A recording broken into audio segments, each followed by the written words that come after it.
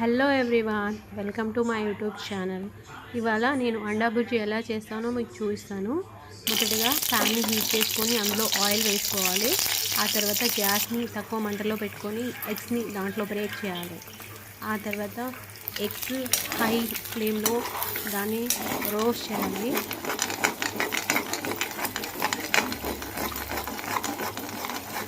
దీని వలన ఎగ్స్ అనేవి స్మెల్ రాకుండా ఉంటాయి. తర్వాత దానికి కొంచెం సాల్ట్ని యాడ్ చేసుకోండి.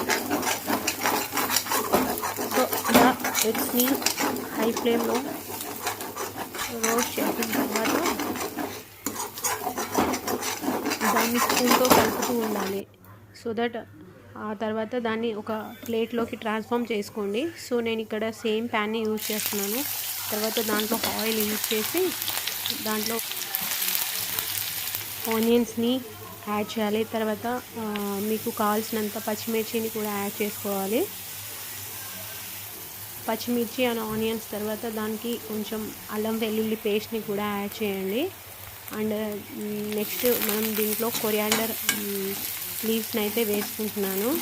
సో కొరియాండర్ లీవ్స్ అనేవి ఎగ్ బుర్జీలోకి చాలా టేస్ట్గా ఉంటాయి. కావాల్సినంత పసుపు అండ్ సాల్ట్ యాడ్ చేసుకోండి.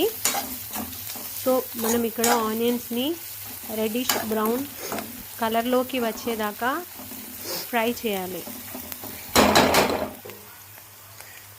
ఆ తర్వాత దానికి ధనియా పౌడర్ని యాడ్ చేయాలి. సో ఆయిల్ని రెడ్డిష్ కలర్లోకి వచ్చేదాకా ఫ్రై చేసుకోండి. ఆ తర్వాత మనం ఫస్ట్లో తీసుకున్న అండా బుర్జీని దాంట్లో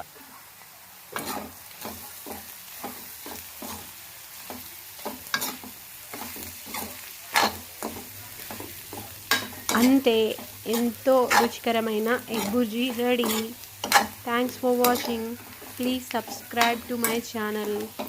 సో దీన్ని చపాతీతో పిల్లలకి సర్వ్ చేస్తే చాలా ఇష్టంగా తింటారు. Thank you.